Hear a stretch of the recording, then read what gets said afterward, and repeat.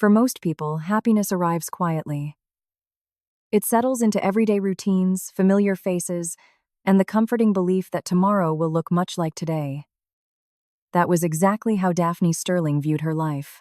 At 32, she had everything she had ever hoped for: a rewarding career as the marketing director of a respected boutique firm in Greenwich, Connecticut, a beautiful historic estate that had been passed down through generations of Sterling women, and a loving husband who seemed to cherish her more with every passing day. To anyone looking from the outside, her life resembled the kind of fairy tale that rarely exists beyond novels and movies. Unlike many heirs to family fortunes, Daphne never allowed wealth to define who she was. Years earlier, after her beloved grandmother Eleanor passed away, she inherited a trust worth over $2 million, along with the magnificent Sterling family home, a place filled with decades of memories, traditions, and unconditional love. Yet she never flaunted her inheritance or relied on it to shape her identity. She continued driving her aging Subaru to work every morning, bought coffee from the same neighborhood cafe, and devoted herself to building a successful career through determination rather than privilege. Money in her eyes represented stability and security, not status. She believed that genuine relationships should be built on trust and shared values, not financial gain. Meeting Grant Preston felt like fate had finally rewarded her patience. Their paths crossed during her family's annual charity gala, where countless wealthy guests attended every year. Daphne had grown accustomed to men who were more interested in the Sterling fortune than in getting to know the woman behind the famous surname. Grant appeared refreshingly different. Instead of asking about her family's wealth or social status, he spoke about books, music, and travel. His warmth felt effortless, his humor genuine, and his attention made Daphne feel seen as a person rather than an heiress. For the first time in years, she believed she had found someone who loved her simply for who she was. Their relationship flourished naturally. Grant remembered the smallest details about her life, supported her demanding career, and constantly reassured her that they were building a future based on mutual respect. After a year of dating, they exchanged vows in an elegant ceremony held on the grounds of the Sterling estate. Standing beneath centuries-old oak trees, Grant promised to love and protect her for the rest of their lives. Tears streamed down his face as he spoke, convincing everyone in attendance that they were witnessing a love story destined to last forever. Daphne never questioned the sincerity of those emotions. She believed every word he said because she had given him not only her heart but also her complete trust. The following years were filled with dreams of starting a family. When pregnancy failed to come naturally, the couple endured countless medical appointments, emotional disappointments, and heartbreaking uncertainty. Eventually, specialists diagnosed Grant with severe male infertility, making natural conception almost impossible. Rather than allowing the diagnosis to tear them apart, Daphne believed it strengthened their marriage. Together, they chose to pursue IVF, convinced that modern medicine would help them achieve the future they had imagined. Grant appeared devastated by the diagnosis, apologizing repeatedly and blaming himself for their struggles. Daphne comforted him through every difficult moment, certain that true love meant facing hardship side by side. Months later, after enduring failed treatments and overwhelming emotional exhaustion, the miracle finally happened. Their second IVF cycle succeeded, and Daphne discovered she was pregnant with their first child. Those two pink lines transformed every disappointment into hope. Grant embraced her with tears in his eyes, already talking excitedly about decorating the nursery, choosing baby names, and watching their child grow up. Every conversation centered around the family they were finally going to become. Daphne couldn't have imagined a happier chapter in her life. She believed the darkest days were behind them, and that the future held nothing but joy. As her pregnancy progressed, every heartbeat she heard during medical appointments made her feel even more grateful for the life they had built together. She spent quiet evenings walking through the gardens her grandmother had lovingly planted decades earlier, resting a hand on her growing belly while imagining birthdays, family holidays, and countless ordinary moments that would soon become extraordinary because of the little life growing inside her. Everything felt perfectly aligned. She had a successful career, financial security, a devoted husband, and the child she had prayed for. If someone had asked Daphne to describe her life at that moment, she would have called herself the luckiest woman alive. But perfection often hides the deepest cracks beneath its polished surface. While Daphne looked toward the future with absolute confidence, unseen pieces of her carefully constructed world were already beginning to shift. The marriage she believed was built on unwavering love rested on secrets she had never imagined possible. Every smile, every promise, and every comforting embrace concealed a truth so devastating that it would soon shatter not only her faith in the man sleeping beside her every night, but everything she believed about love, trust, and the life they had created together. The morning of Daphne's 4-month prenatal appointment began like every other milestone in her pregnancy.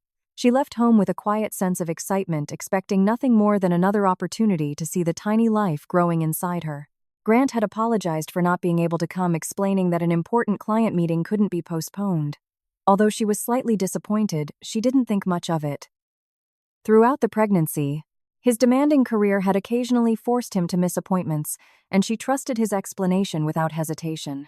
Carrying the latest ultrasound photo from the previous visit in her purse, she drove to the fertility clinic, convinced she would soon be adding another cherished memory to the growing collection she planned to show her child one day.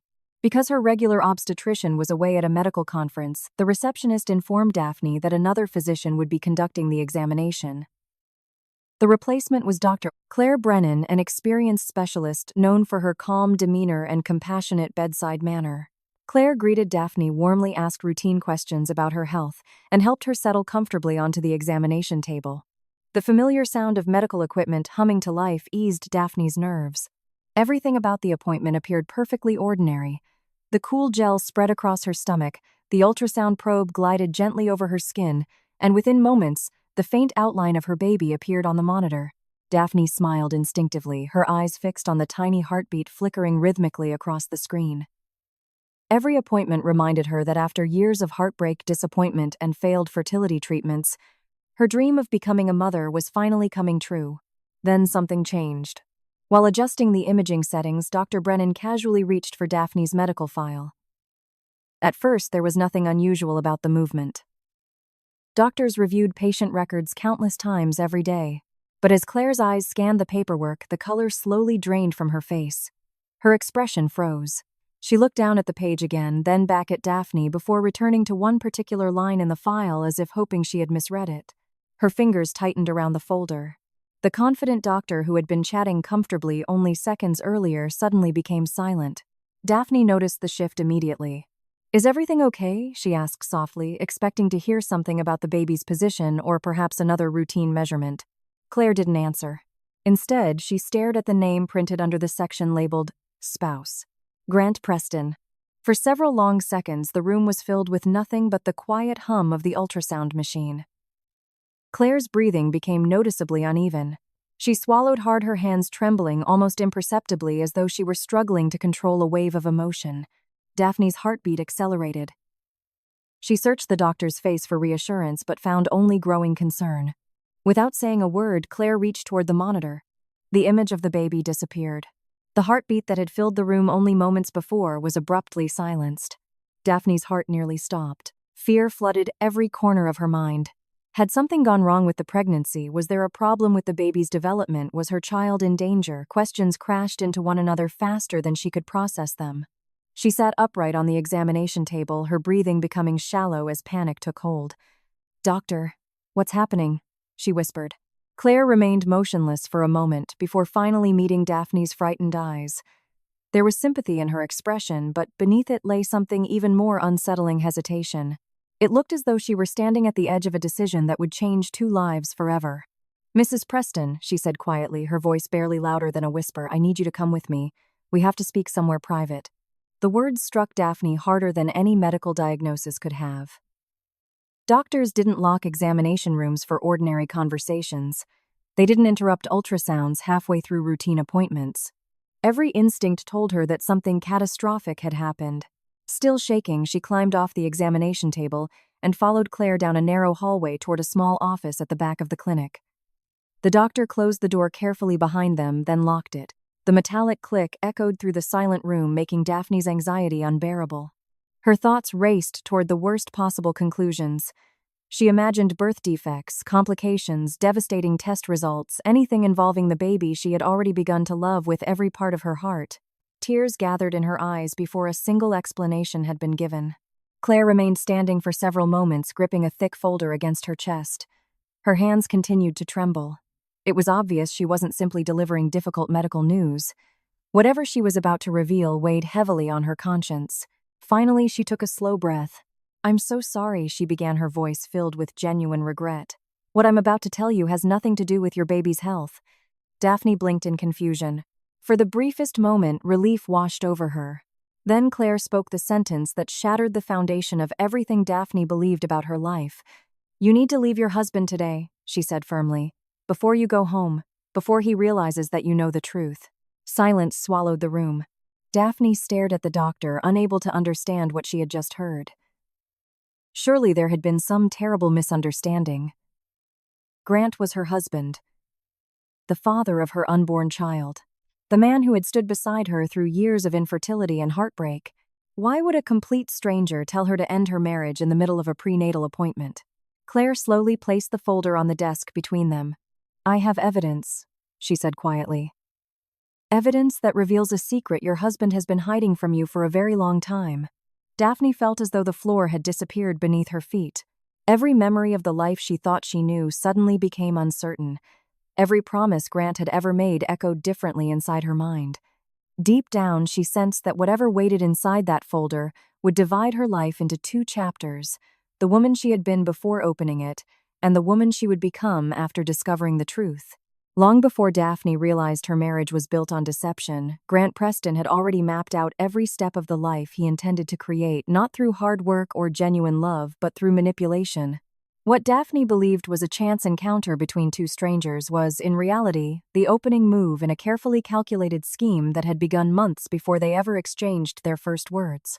Their story officially started at the Sterling family's annual charity gala, one of the most prestigious social events in Connecticut. Every year, business leaders, philanthropists, politicians, and influential families gathered beneath the glittering chandeliers of the historic Sterling estate to raise money for local charities. To most guests, it was simply an elegant evening of generosity and celebration. To Grant, however, it was an opportunity unlike any he had ever encountered. He had researched the Sterling family extensively before setting foot on the property. Public records, business articles, charitable foundations, and social media had provided him with everything he needed to know. He learned that Daphne Sterling was the sole heir to a multi-million-dollar trust established by her late grandmother. He discovered that she managed a successful career despite her wealth, avoided public attention whenever possible, and had gained a reputation for being kind, trusting, and remarkably down-to-earth. Even more importantly, he uncovered one detail that convinced him she would be the perfect target. Daphne genuinely wanted to be loved for herself rather than for the fortune attached to her family name. Grant understood human psychology remarkably well. He knew that wealthy people often developed strong defenses against obvious opportunists. If he arrived flaunting ambition or asking questions about money, Daphne would immediately recognize the warning signs. Instead, he created an entirely different persona. He presented himself as an ordinary financial advisor who had received a last-minute invitation from a colleague. He acted surprised whenever someone mentioned the Sterling legacy, and behaved as though the evening's wealthy atmosphere made him slightly uncomfortable. Every reaction was rehearsed. Every smile had been practiced. Every sentence was carefully designed to make Daphne believe she had finally met a man who cared nothing about her family's fortune. The strategy worked better than Grant had anticipated. When they met near the open bar, he didn't ask about her inheritance, the historic mansion, or the influential guests surrounding them. Instead, he joked about the mediocre jazz band playing in the corner and asked what novels she enjoyed reading. They laughed about awkward charity speeches, shared stories from childhood vacations, and spent nearly an hour talking without once mentioning wealth or status. For Daphne, the conversation felt refreshingly genuine. After years of attracting men whose curiosity seemed to revolve around bank accounts and family connections, Grant appeared wonderfully different. He made her feel invisible to the fortune everyone else seemed eager to discuss, allowing her to believe that someone finally saw the woman behind the Sterling name. Over the following months, Grant perfected the image of the ideal partner. He remembered insignificant details that most people would forget: a favorite author, the coffee she ordered every Friday morning, the flowers her grandmother used to grow in the garden, even the anniversary of her first promotion. He surprised her with thoughtful gifts that carried emotional meaning rather than extravagant price tags. He insisted on paying for dinners despite knowing Daphne could easily afford them herself. Every gesture reinforced the illusion that he valued love over money. Looking back later, Daphne would realize that none of those moments had been spontaneous. They were investments. Every thoughtful act purchased a little more trust. Every romantic surprise weakened her defenses. Grant wasn't building a relationship, he was constructing credibility. Not everyone was convinced by his performance. From the very beginning, Daphne's mother, Vivian Sterling, sensed something she couldn't explain. Years of practicing estate law had taught her to recognize people whose words and actions failed to align. Grant's smile never reached his eyes. His compliments arrived too perfectly timed. His interest in Daphne felt strangely calculated rather than naturally affectionate. After meeting him for the first time, Vivian quietly pulled her daughter aside. "I don't know exactly what it is," she admitted, "but something about that man doesn't feel honest."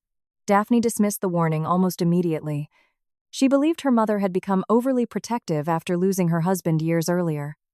To Daphne, Vivian's concerns sounded less like intuition and more like fear of letting her only daughter build an independent life.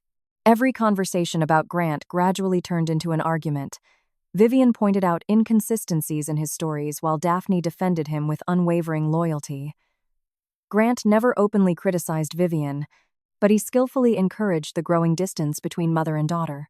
Whenever Daphne mentioned another disagreement, Grant responded with remarkable patience. "I understand why she's worried," he would say gently. "You're all she has. She probably thinks no one will ever be good enough for you." His words sounded compassionate, but they subtly shifted Daphne's perspective. Instead of questioning Grant's behavior, she began questioning her mother's motives. Each disagreement made it easier for Grant to position himself as the calm, understanding husband, while Vivian slowly became the unreasonable obstacle standing between them. Over time, the emotional divide widened. Family dinners became less frequent. Weekend visits turned into occasional phone calls. Birthdays were reduced to short text messages exchanged out of obligation rather than affection. Without realizing it, Daphne had begun relying almost exclusively on Grant for emotional support, exactly as he intended. By isolating her from the one person who instinctively distrusted him, he eliminated the strongest obstacle to his long-term plan. When Grant finally proposed, everything appeared perfectly romantic. Standing beneath the ancient oak trees that had witnessed generations of sterling weddings, he promised to spend the rest of his life protecting the woman he loved. Tears filled his eyes as he spoke his vows, convincing every guest that they were witnessing sincere devotion. Daphne believed every word. She saw a man overwhelmed by love, not one celebrating the successful completion of the most important phase of an elaborate financial scheme. The wedding marked far more than the beginning of a marriage. For Grant, it represented access. He was now legally connected to one of Connecticut's wealthiest families. He had earned unrestricted access to Daphne's daily life, her financial habits, her legal documents, and eventually he hoped her inheritance. Everything he had patiently built over the previous 2 years had led to this moment. The trust he gained wasn't simply emotional, it was strategic. As the months passed, Grant continued playing the role of the devoted husband so convincingly that even close friends admired their relationship. He encouraged Daphne's career, celebrated her achievements, and publicly praised her generosity whenever they attended social events together. Behind closed doors, however, he quietly gathered information about her assets, asked increasingly detailed questions about the Sterling Trust, and carefully studied the legal protections surrounding her inheritance. Each conversation appeared casual on the surface, but every answer helped him refine the plan that had been taking shape since the night they first met. Daphne never suspected that the greatest betrayal of her life had begun long before their wedding day. While she believed she had found a soulmate who loved her despite her wealth, Grant had chosen her precisely because of it. The marriage she treasured had never been founded on chance, destiny, or romance. From the very first conversation beneath the glittering lights of the Sterling Gala, every smile, every promise, and every expression of affection had been part of a performance designed to secure one prize above all others: the fortune that Grant believed would one day belong to him. Claire Brennan remained silent for several seconds after placing the thick folder on the desk. She seemed to be searching for the least painful way to deliver a truth that no woman should ever have to hear. Daphne sat motionless across from her, her hands instinctively resting on her growing belly, as if protecting the tiny life inside. The doctor's earlier reassurance that the baby was healthy should have brought relief, yet the fear lingering in the room refused to disappear. Whatever Claire had discovered clearly had nothing to do with medicine anymore. It was something far darker. "I'm going to ask you to listen until I've finished," Claire said gently. "I know this will sound impossible at first, but every document in this folder can be verified." Daphne nodded without speaking. Claire slowly opened the file. My younger sister Molly Brennan works as a registered nurse at the fertility clinic where you and your husband underwent IVF treatment. At the mention of the clinic, Daphne felt a faint sense of recognition but still couldn't understand why that detail mattered. The fertility center had represented hope during one of the most difficult chapters of her life. Every visit had been filled with cautious optimism, every injection endured with the dream of finally holding her own child. Those memories were painful, but they had ultimately led to the miracle growing inside her. Then Claire continued. 3 weeks ago, Molly came to my apartment in the middle of the night. She was crying so hard she could barely speak. She told me she'd been carrying a secret for months, and the guilt was destroying her.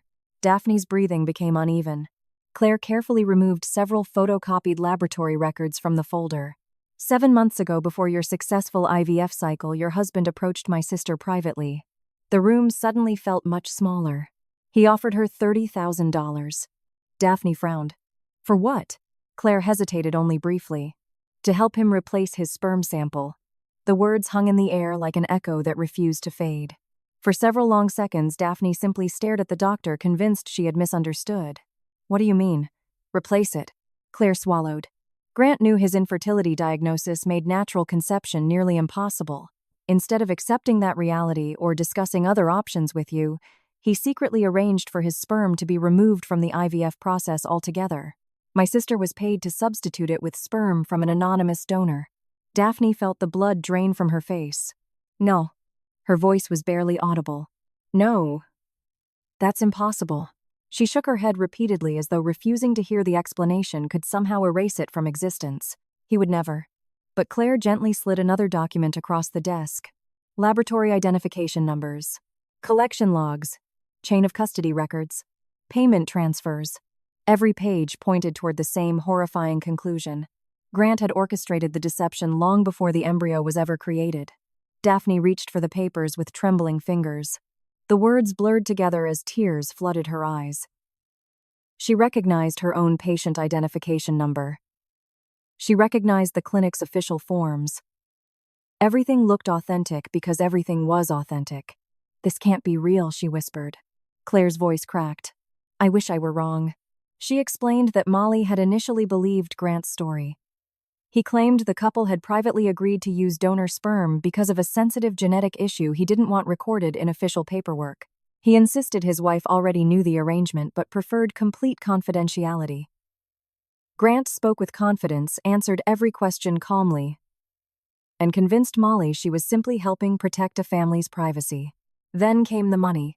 $30,000. For a young nurse buried under student loans and mounting financial pressure, it seemed like an impossible opportunity. Another member of the laboratory staff, the embryologist responsible for handling the fertilization process, had also accepted a separate payment to ensure the sample exchange remained hidden. Together, they completed the substitution. No alarms were triggered. No records initially raised suspicion. No one questioned the procedure because everyone involved believed the husband had legitimate authority to authorize the change. Months later, when Daphne's pregnancy was confirmed, the weight of that decision began crushing Molly's conscience. Every pregnant woman she cared for reminded her of the stranger she had unknowingly betrayed. She couldn't sleep. She stopped eating. Panic attacks interrupted her shifts. The guilt became unbearable until she finally confessed everything to her older sister. Claire lowered her eyes. My sister has hated herself every single day since your pregnancy test came back positive. Daphne barely heard the last sentence. Her entire world had collapsed into one unbearable realization. The child growing inside her had never been conceived through the process she believed she had agreed to. Someone else had been allowed to participate in the creation of her baby without her knowledge. Without her permission, without her consent. She wasn't horrified because the embryo carried donor DNA. She was horrified because the decision had been stolen from her. The choice that belonged solely to her and Grant as husband and wife had been made by one person acting entirely for his own benefit. Every injection she endured, every hormone treatment, every sleepless night after failed IVF cycles, every hopeful conversation about finally becoming parents. Grant had stood beside her through all of it, pretending to share her pain while secretly knowing the truth she was never allowed to hear. The betrayal reached far beyond infidelity. It reached into the most intimate part of her existence. Her body, her motherhood, her child.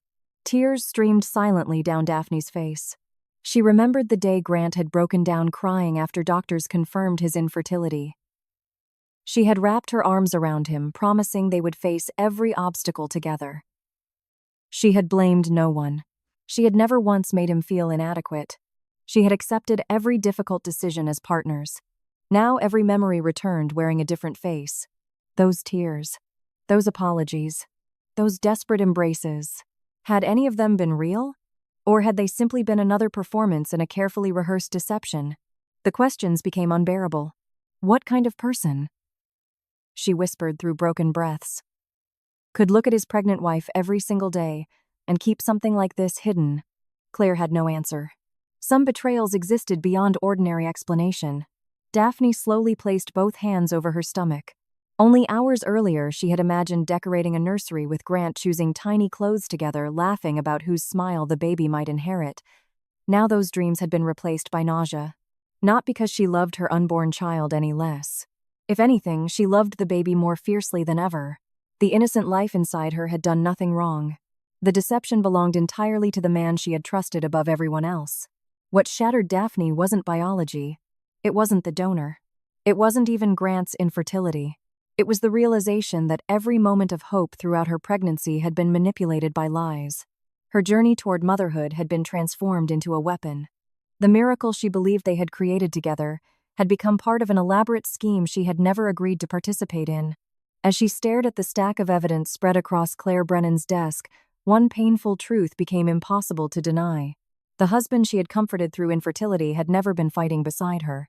He had been using the entire IVF process as the foundation of a deception so carefully engineered that it threatened to destroy not only her marriage but her faith in love itself. And deep inside, beneath the heartbreak, another emotion slowly began to emerge.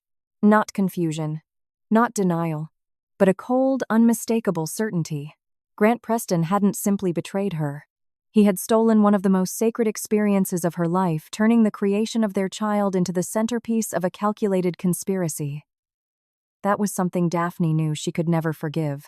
Daphne believed the nightmare had reached its limit when she learned that Grant had secretly replaced his sperm during their IVF treatment. She thought nothing could be more devastating than discovering that the foundation of her pregnancy had been built on deception. But as Dr. Claire Brennan continued turning the pages inside the folder, it became painfully clear that the sperm swap had never been the final objective. It was merely the first move in a far more elaborate strategy. Grant had never intended to stop at deceiving his wife. He intended to destroy her completely and profit from doing it. Claire placed another stack of documents on the desk, this time containing emails, financial records, handwritten notes, and internal clinic communications that had been preserved by Molly before she finally confessed. Unlike the previous evidence, these papers did not simply explain what had happened inside the fertility clinic. They revealed why it had happened. Your husband wasn't trying to become a father, Claire said quietly. He was creating evidence. The sentence echoed through the room. Daphne looked up, unable to comprehend what those words truly meant. Claire continued. Everything was designed around what would happen after your baby was born. She unfolded a printed timeline that had apparently been created months before Daphne had even conceived. Every stage of the plan had been carefully organized, almost like a business proposal. There were no emotional decisions, no spontaneous reactions, only calculated steps leading toward a single financial outcome. The first stage had already succeeded. Grant bribed 2 clinic employees to secretly replace his own sperm with that of an anonymous donor while ensuring Daphne remained completely unaware. The embryo would carry donor DNA from the very beginning, guaranteeing that no biological relationship could ever exist between Grant and the child. The second stage required patience. He would spend the pregnancy acting as the perfect husband. He would attend appointments whenever possible, speak excitedly about becoming a father, decorate the nursery, and publicly present himself as a devoted family man. The happier their marriage appeared, the more convincing the final betrayal would become. Every smile, every embrace, every promise about their future, all of it had been carefully rehearsed. Claire turned another page. The third stage was scheduled after delivery. Daphne stared silently. According to emails exchanged between Grant and the embryologist, the clinic records were supposed to be altered once the baby had safely been born. The documentation would be changed to suggest that their final IVF attempt had failed instead of succeeding. The official medical history would falsely indicate that the pregnancy occurred naturally several weeks later. The implications struck Daphne almost immediately. If the records say IVF failed, Claire nodded slowly. Then there would be no explanation for why the baby wasn't genetically related to Grant. A chill ran through Daphne's entire body. Everything suddenly fit together with terrifying precision. Grant wasn't merely hiding the donor conception. He intended to erase every trace that donor conception had ever existed. The fourth stage of the plan was even more disturbing. After the child was born and enough time had passed for life to settle into a normal routine, Grant planned to suggest a DNA test. Not during an argument, not because of suspicion, but as an innocent family celebration. According to one email, he intended to describe it as a sentimental keepsake, a framed certificate proving the father-child bond that could hang inside the nursery. Claire slid the printed message toward Daphne. Grant had even written the words himself. "It'll look more loving if I make it sound like a gift." Daphne closed her eyes. The cruelty of that sentence hurt more than she could explain. He planned to wrap betrayal in kindness. He planned to disguise manipulation as affection. He wanted her to smile while unknowingly walking into the trap he had spent more than a year constructing. The final stage was where everything came together. The DNA report would inevitably reveal that Grant was not the biological father. Because the clinic records had supposedly shown a failed IVF cycle, there would appear to be only one logical explanation. His wife had conceived naturally with another man. Grant would portray himself as the devastated husband who had sacrificed everything for his family only to discover that his pregnant wife had betrayed him. Claire looked directly into Daphne's eyes.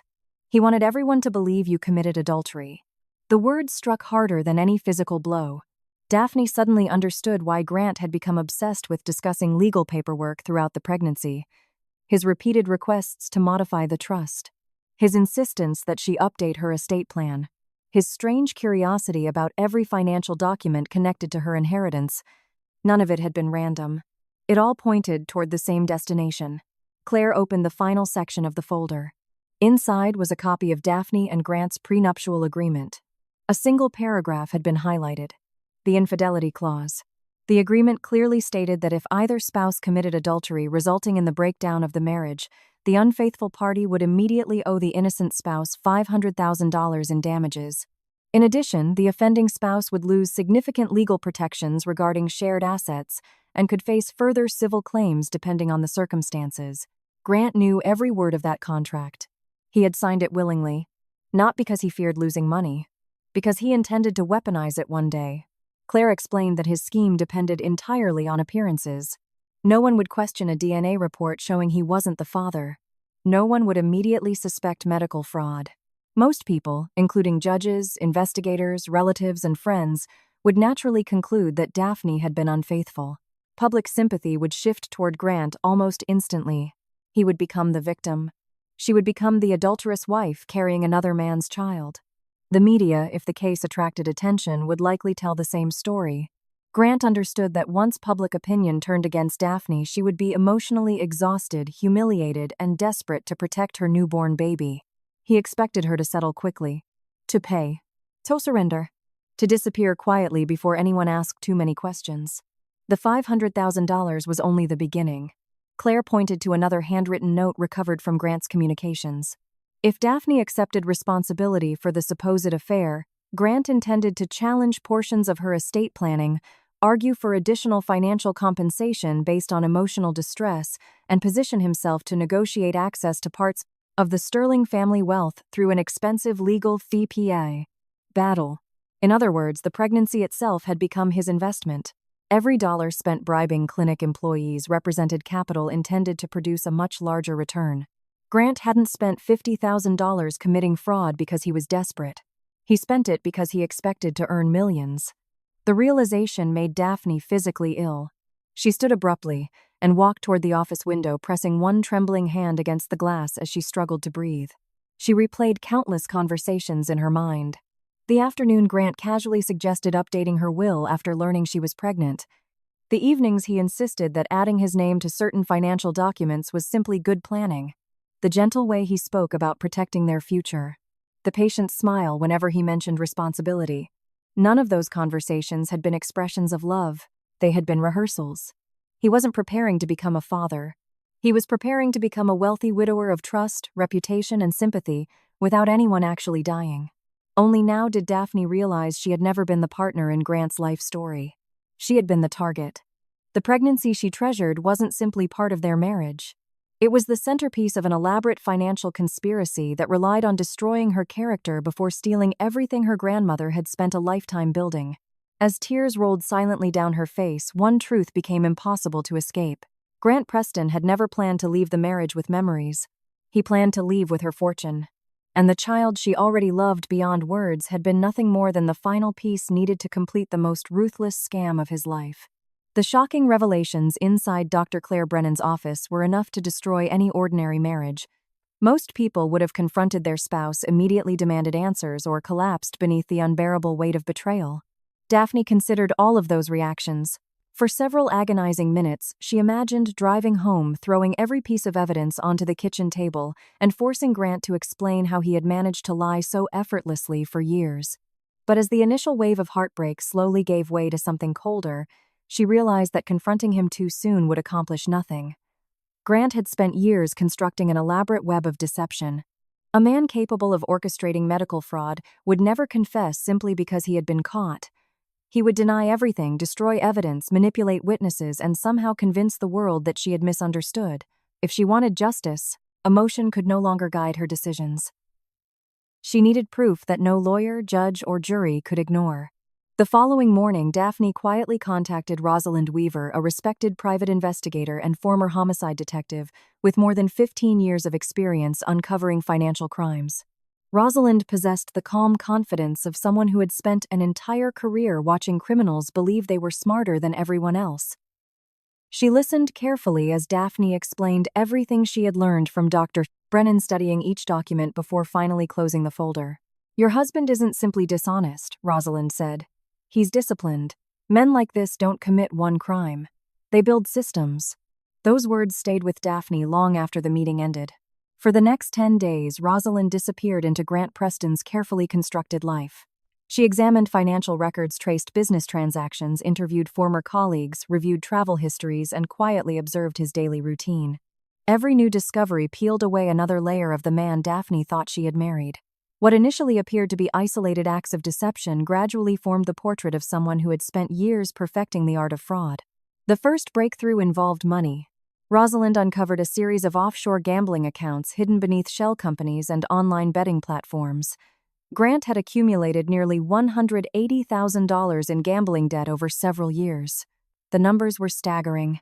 Sports betting, high-stakes online poker casino weekends disguised as professional conferences and private poker games with underground lenders had drained far more money than his salary could ever support. Even more disturbing was the identity of the people waiting to collect those debts. These weren't ordinary banks or licensed financial institutions. Many of the loans originated from private lenders operating outside legal financial systems, individuals known for recovering money through intimidation rather than lawsuits. Every missed payment increased the pressure surrounding Grant's life. Suddenly, his obsession with gaining access to Daphne's inheritance made horrifying sense. He wasn't merely greedy. He was desperate. Yet gambling represented only the beginning.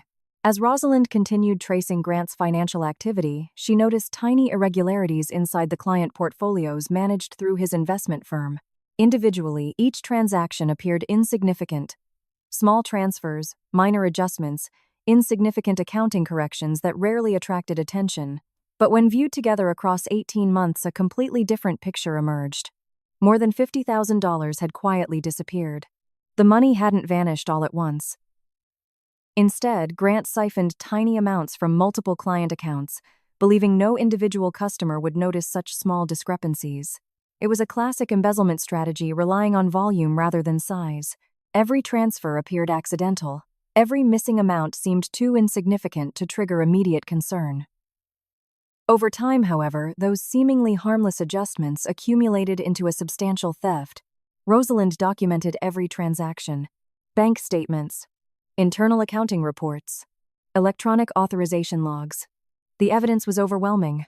The responsible financial advisor, who spent years presenting himself as a trustworthy professional, had secretly been stealing from the very people who relied on his expertise.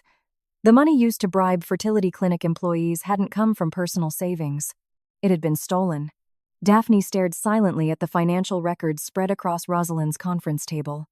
For years, Grant had lectured her about responsible investing, long-term planning, and financial discipline. He criticized unnecessary spending, praised honesty in business, and frequently reminded her that trust was the foundation of every successful financial relationship. Every lesson had been another lie. Rosalind wasn't finished. "There's something else," she said, sliding a second folder across the table. Inside were dozens of photographs. Grant leaving expensive restaurants. Grant checking into boutique hotels. Grant holding hands with a young woman. Grant kissing her outside a downtown apartment building. Daphne recognized the woman immediately. Melissa, Grant's executive assistant. The same cheerful employee who had attended company Christmas parties. The same woman who hugged Daphne warmly every time they met.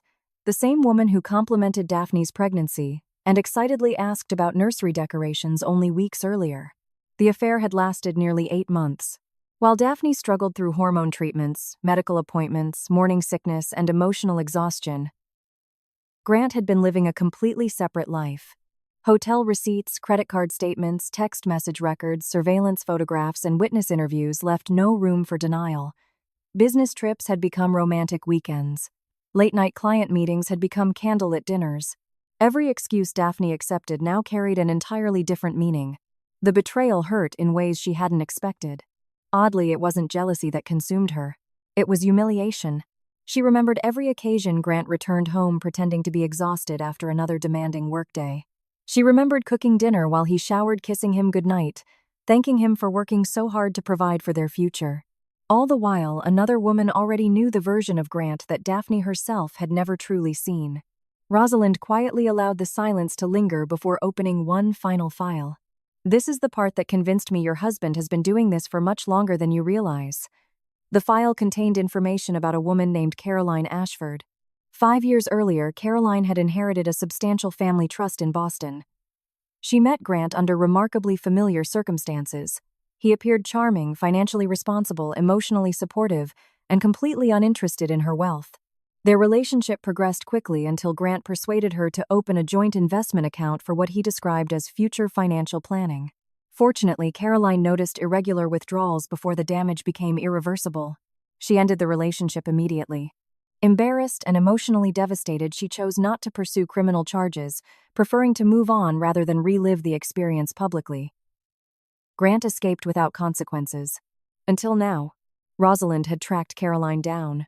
The moment she learned another wealthy woman had become Grant's victim, she agreed to cooperate fully. She provided bank records, emails, text messages, and a detailed statement describing the same pattern Daphne now recognized with terrifying clarity. The similarities were undeniable. Grant always chose women with significant financial assets. He invested months building emotional trust before discussing money. He slowly isolated his partners from anyone who questioned his intentions. Eventually, financial manipulation replaced romance as his primary objective. Once Daphne compared Caroline's experience with her own marriage, the pattern became impossible to ignore. She had never been uniquely chosen. She had simply been the next target. For years, Grant had refined the same method, learning from every previous mistake, until he developed an increasingly sophisticated strategy. By the time he married Daphne, he wasn't improvising anymore. He was executing a business model. The realization stripped away the final illusion Daphne still clung to. She had spent months wondering when Grant stopped loving her. The painful truth was that genuine love had never existed in the first place. Every compliment, every thoughtful gift, every romantic vacation, every promise about growing old together, each moment had served one purpose: to maintain the confidence of his latest investment until the time came to collect his reward. Rosalind carefully organized the evidence into separate binders before looking directly at Daphne. "When we first met," she said quietly, "you told me you thought you married a good man who made terrible choices." She paused. "You didn't. You married a professional con artist who disguised himself as a devoted husband." For the first time since leaving Dr. Brennan's office, Daphne didn't cry. She simply closed the final folder and took a long, steady breath. The man she had loved no longer existed, not because he had changed, but because he had never been real. Behind the perfect smile, the expensive suits, the reassuring words, and the carefully rehearsed affection stood someone far more dangerous than an unfaithful spouse. Grant Preston had spent years perfecting the role of the ideal husband, while secretly exploiting trust as his most valuable weapon. His gambling debts, stolen client funds, multiple affairs, and history of targeting wealthy women revealed the same undeniable truth. He wasn't a husband who became corrupt. He was a career criminal who happened to wear a wedding ring. When Daphne walked out of Dr. Claire Brennan's office that afternoon, she no longer felt like the same woman who had entered the clinic only an hour earlier. The sunlight outside seemed unchanged, cars continued moving through the parking lot, and strangers carried on with their ordinary lives completely unaware that her world had collapsed behind a locked office door. Yet somewhere between reading those documents and stepping back into the fresh air, something inside her had quietly transformed. At first the pain was almost unbearable. Every memory of Grant replayed inside her mind with brutal clarity. She remembered comforting him after the infertility diagnosis, believing his tears reflected genuine heartbreak. She remembered defending him whenever her mother questioned his sincerity. She remembered the countless nights she had fallen asleep, believing she was married to the safest person in her life. Each memory now carried a different meaning, exposing another layer of manipulation she had never recognized before. She sat inside her car for nearly an hour without starting the engine. Part of her wanted to drive home, immediately confront Grant, and demand an explanation while the evidence was still fresh in her mind. Another part wanted to disappear entirely to escape the humiliation and pretend none of it had ever happened. But as those conflicting emotions battled inside her, one simple realization slowly pushed every other feeling aside. Grant had spent years preparing his attack. If she reacted emotionally now, she would be playing exactly the role he expected. That thought changed everything. Instead of returning home in a panic, Daphne carefully wiped away her tears, steadied her breathing, and forced herself to think like the man who had deceived her for so long. Grant had relied on planning, patience, and precision. The only way to defeat someone like him was to become even more disciplined than he was. By the time she finally drove home, her fear had begun hardening into determination. Grant greeted her with his usual affectionate smile, asking about the ultrasound, and placing a gentle kiss on her forehead. Only 24 hours earlier, that gesture would have filled her with warmth. Now it felt like watching an accomplished actor perform a familiar role. Every expression, every reassuring word, every loving embrace suddenly looked rehearsed. Still, she smiled back. She thanked him for asking. She handed him the ultrasound picture and told him the baby was perfectly healthy. For the first time since discovering the truth, Daphne deliberately lied to her husband. It wasn't done out of revenge. It was survival. That evening, she cooked dinner as if nothing had happened. She laughed at his stories from work, listened while he talked excitedly about baby names, and even apologized for being overly emotional during the past few weeks. Grant visibly relaxed. The tension disappeared from his face, convinced that his carefully constructed deception remained completely intact. Watching his confidence return was strangely empowering. For months, he had manipulated every conversation while believing she would never see through him. Now the roles had quietly reversed. Grant believed he was deceiving his wife. In reality, Daphne had become the one keeping secrets. The following morning, after Grant left for work, she began building the foundation of her response. Her first call went to Dr. Brennan. Within hours, Claire arranged a private meeting between Daphne and her younger sister Molly Brennan, the nurse whose guilty conscience had exposed the entire conspiracy. They met in a quiet cafe nearly an hour outside the city where neither woman was likely to be recognized. Molly looked exhausted. Dark circles surrounded her eyes and her hands trembled constantly as she wrapped them around a cup of untouched coffee. The moment Daphne sat down, Molly burst into tears. "I've wanted to apologize every single day," she whispered through sobs. "I knew I had done something terrible, but I convinced myself your husband was telling the truth. I believed he had your permission." Daphne listened without interrupting. Months earlier, she might have reacted with anger toward the woman who accepted Grant's money. Instead, she saw someone carrying enormous guilt, another person whose trust had been manipulated by the same man. When Molly finished explaining every detail of the bribery scheme, Daphne asked only one question. "If this goes to court, will you testify under oath?" Molly didn't hesitate. "Yes. I'll tell the truth about everything." That single answer strengthened Daphne more than she expected. She wasn't fighting alone anymore. Over the next several days, Molly quietly handed over copies of laboratory records, payment histories, internal communications, and handwritten notes she had secretly preserved because she feared one day the truth would need to be told. Every document filled another gap in the timeline Grant believed he had hidden forever. At the same time, Daphne continued working closely with Rosalind Weaver. The private investigator expanded her search beyond financial records, uncovering surveillance photographs, hotel reservations, deleted text messages, travel histories, and witness statements connecting Grant to his affair and his growing gambling debts. Rosalind approached every lead with remarkable patience, never relying on assumptions when evidence could speak for itself. Watching Rosalind work taught Daphne an important lesson. Facts were stronger than emotions. Documents were stronger than accusations. Truth became impossible to deny when supported by undeniable proof. Perhaps the most difficult step in Daphne's journey had nothing to do with investigators or legal strategy. It required swallowing her pride. For 2 years, she had barely spoken to her mother. Grant had never explicitly demanded that she distance herself from Vivian Sterling, yet he had carefully encouraged every misunderstanding until the relationship slowly unraveled on its own. Daphne had ignored warnings, dismissed intuition, and chosen her husband's reassuring words over the instincts of the woman who had raised her. Now she found herself staring at her phone for nearly 20 minutes before finally pressing the call button. Vivian answered almost immediately. Daphne, hearing her mother's voice after so much silence, nearly shattered the composure she had fought so hard to maintain. "I'm sorry," she whispered. The apology carried years of regret. She expected disappointment. She expected anger. She expected to hear every warning she had refused to believe. Instead, Vivian asked only one question. "What do you need from me, sweetheart?" Those simple words broke the final barrier around Daphne's heart. For the first time since discovering Grant's betrayal, she allowed herself to cry openly. Not because she felt weak, because she had finally found someone who loved her without conditions. Vivian listened patiently as Daphne revealed every horrifying detail. She never interrupted. She never criticized.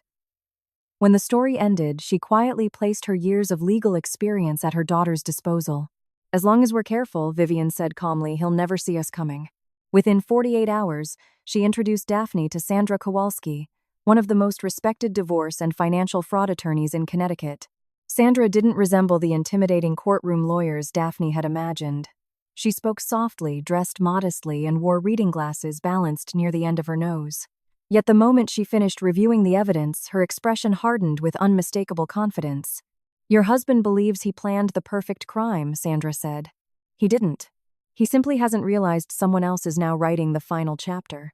Sandra immediately began coordinating with prosecutors, preserving evidence through formal legal channels, securing witness statements, and advising Daphne never to confront Grant until every necessary document had been protected.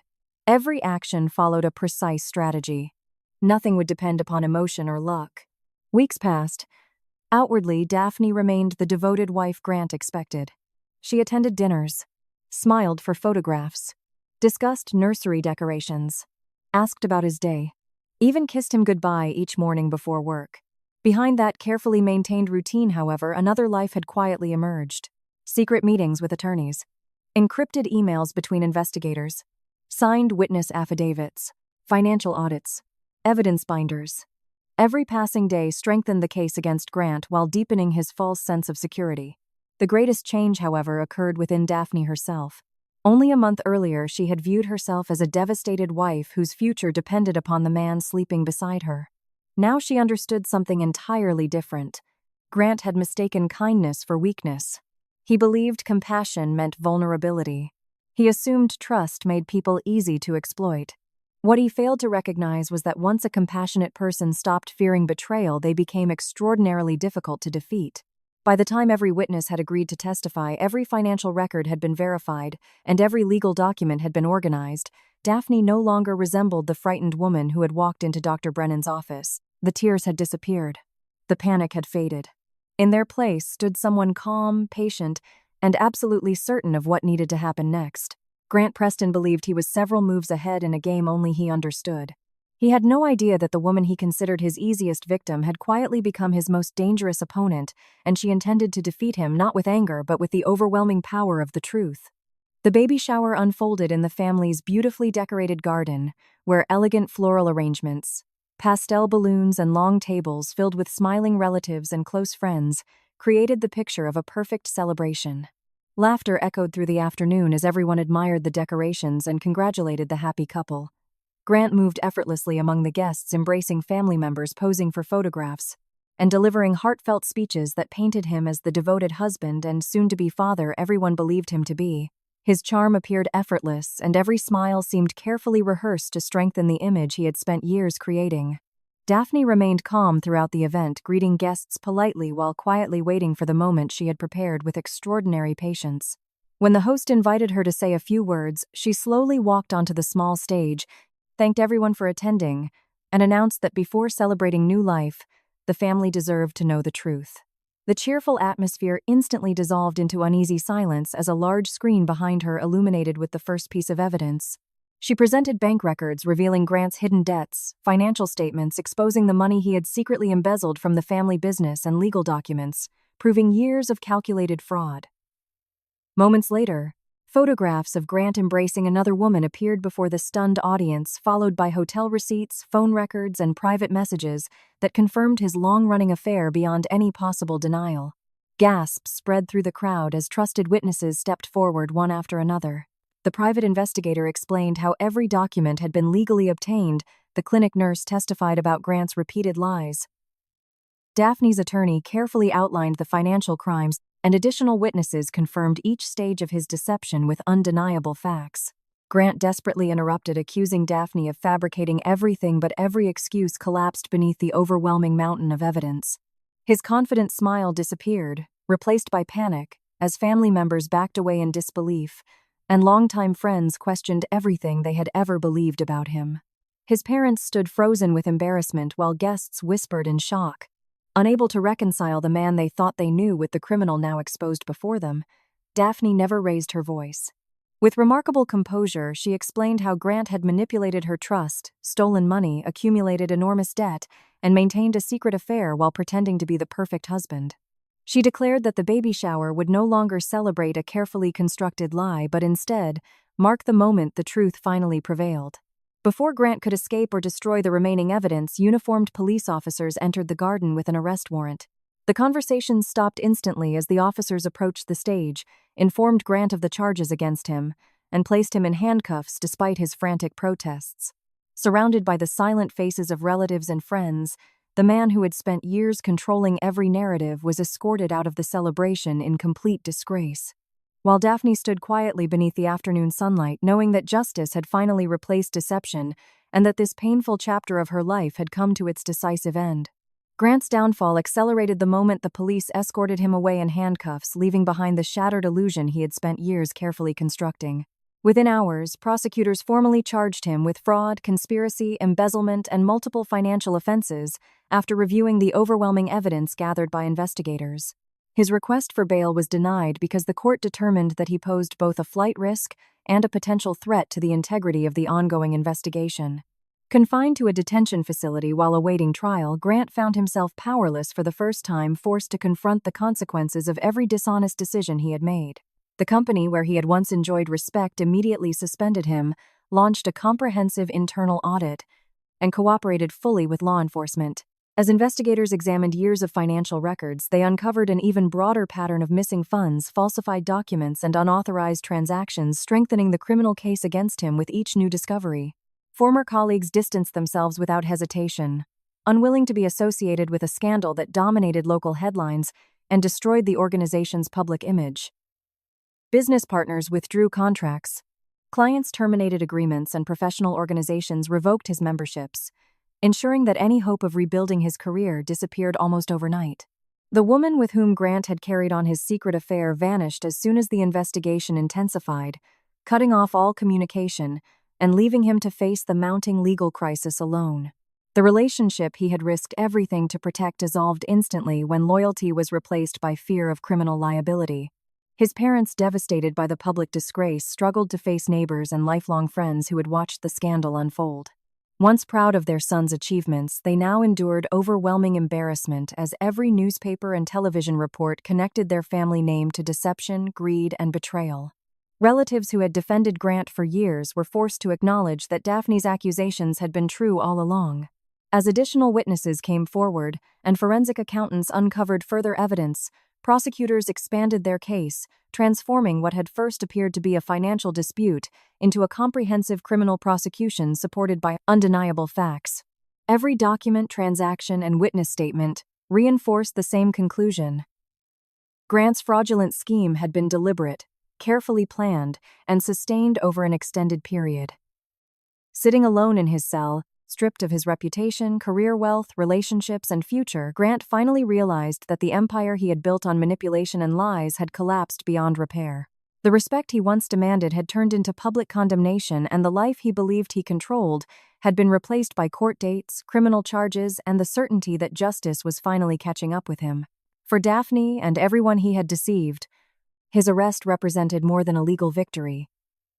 It was the moment truth prevailed over years of calculated betrayal, proving that no amount of charm or deception could protect someone from the consequences of their own actions. In the months that followed Grant's conviction, Daphne gradually rebuilt a life no longer defined by betrayal, fear, or uncertainty. The divorce was finalized without further conflict, bringing legal closure to a chapter that had once seemed impossible to escape. Although the process had been painful signing, the final papers felt less like an ending and more like the first page of a future she had finally chosen for herself. Freed from years of manipulation and deception, she focused her energy on healing instead of looking back. One of the greatest gifts to emerge from the ordeal was the restoration of her relationship with her mother. Honest conversations replaced years of misunderstanding, and together they confronted old wounds with compassion rather than resentment. Their bond grew stronger with every passing day as they discovered that forgiveness was not about erasing the past but about refusing to let it control the future. Surrounded by the unwavering support of family members, trusted friends, and the people who had stood beside her when everything else fell apart, Daphne welcomed a healthy, beautiful baby into the world. Holding her child for the first time, she felt a peace she had not experienced in years. In that quiet moment, she understood that love was never measured by bloodlines, inherited wealth, or the DNA someone shared. A true family is created through kindness, loyalty, sacrifice, and the daily choice to stand beside one another through every hardship. The lies that had once threatened to destroy her no longer carried any power because they had been replaced by honesty, resilience, and genuine connection. She no longer questioned her worth or allowed someone else's cruelty to define her identity. Instead, she embraced the woman she had become, stronger, wiser, and far more confident than she had ever imagined possible. Looking toward the future, Daphne realized that every painful experience had led her to this moment of freedom. Grant had believed he could break her spirit, steal her future, and leave her with nothing. Instead, his betrayal forced her to discover courage she never knew she possessed, reconnect with the people who truly loved her, and build a life founded on integrity instead of illusion. What he intended as her greatest defeat ultimately became the foundation of her greatest triumph. As she watched her child grow surrounded by honesty, compassion, and unconditional love, Daphne finally understood that justice is not only found in courtrooms or legal victories. Sometimes justice is waking each morning without fear, surrounding yourself with people who choose you wholeheartedly, and realizing that the hardest chapter of your life became the beginning of your strongest, happiest, and most authentic story.